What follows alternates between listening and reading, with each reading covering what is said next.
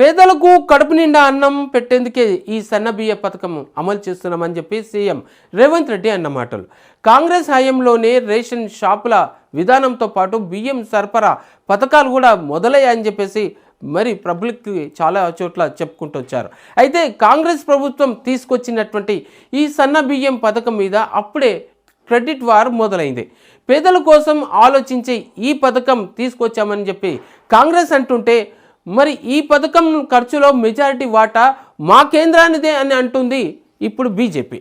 మరి కాంగ్రెస్ ప్రభుత్వం ఎంతో ప్రతిష్టాత్మకంగా భావించినటువంటి ఈ సన్నబియ్యం పంపిణీ పథకాన్ని సీఎం రేవంత్ రెడ్డి ఎట్టకేలకు ప్రారంభించారు.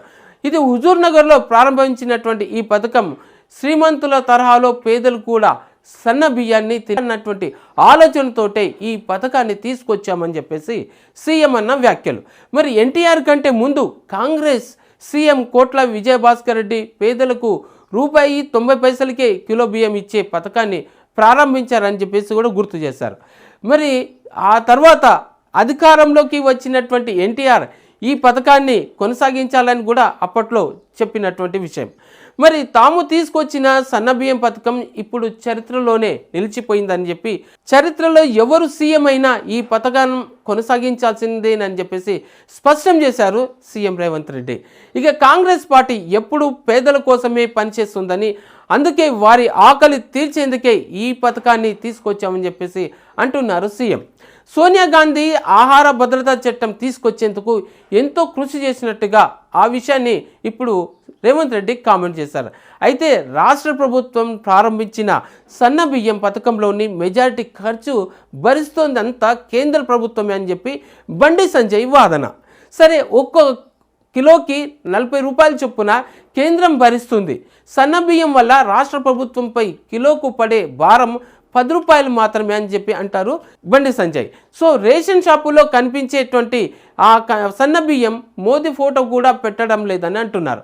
పేదలకు ఆకలి తీర్చేందుకు కేంద్రం ఎంత ఖర్చు చేస్తుందో ప్రజలంతా గ్రహించాలంటారు. సో రాష్ట్రం ఎంత ఇస్తుందనే విషయాన్ని ప్రజలు కూడా గ్రహించాల్సినటువంటి అవసరం ఉందని చెప్పేసి సీఎం రేవంత్ రెడ్డి అంటున్నారు. మరి పేదలకు బియ్యం పంపిణీ సహా ఇప్పుడు సన్న బియ్యం పంపిణీ వరకు అన్ని పథకాలు కాంగ్రెస్ హయాంలోనే మొదలయ్యాయని చెప్పేసి కాంగ్రెస్ పార్టీ వాదిస్తుంది.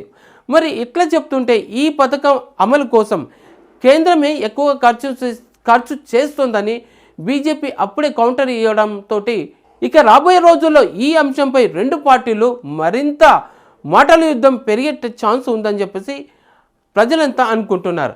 అయితే ఇక ఇప్పటికే ప్రారంభమైన రేషన్ షాపుల్లో ఈ సన్న బియ్యం పంపిణీ ఇక వానాకాలంలో కూడా కొనుగోలు చేసి సన్న వడ్లను సీఎంఆర్ కింద మిల్లులకు ఇచ్చిన ప్రభుత్వం అందులో దాదాపు సగం బియ్యాన్ని అప్పటికే జిల్లా స్థాయి గోదాములకి ట్రాన్స్పోర్ట్ చేసేసారు. ఏప్రిల్ కోటాకు సంబంధించినటువంటి బియ్యం పంపిణీ ఇప్పటికే ఎమ్మెల్యేస్కు పాసింగ్ పాయింట్లకు వెళ్ళిపోయాయి.